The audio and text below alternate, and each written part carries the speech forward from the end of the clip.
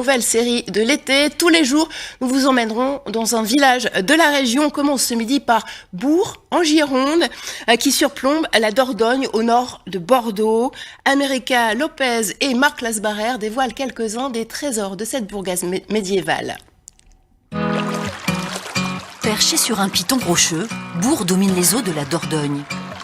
Situé à 40 km au nord de Bordeaux, on peut y aller par le fleuve, en voiture ou à vélo.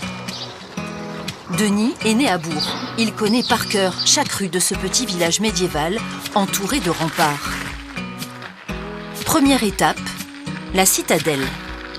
La citadelle, c'est quand même un passage obligé de par la vue sur le fleuve. Et puis, c'est pas une citadelle fortifiée, c'est vraiment une citadelle qui a du charme et qui, comme vous pouvez voir dans le jardin, est assez fleurie et toujours bien entretenue. C'est un moment très très calme et puis on passe toujours un moment assez apaisé dans cet endroit.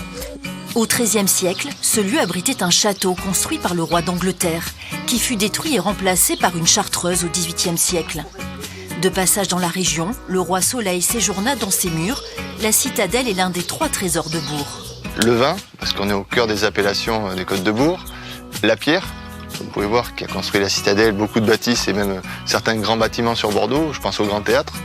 Et puis le fleuve, avec la pêche, il y avait l'esturgeon, la lamproie, la lauze, et pour moi une petite valeur symbolique, la crevette, que je vendais avec mon grand-père le matin. Enfin, lui il la vendait, je l'accompagnais, j'étais trop jeune pour savoir faire ça. Notre balade se poursuit. Denis nous emmène découvrir un céramiste, amoureux lui aussi de son terroir. Dans son atelier situé dans la rue principale du village, Yves Véry a les mains dans la terre de Bourg.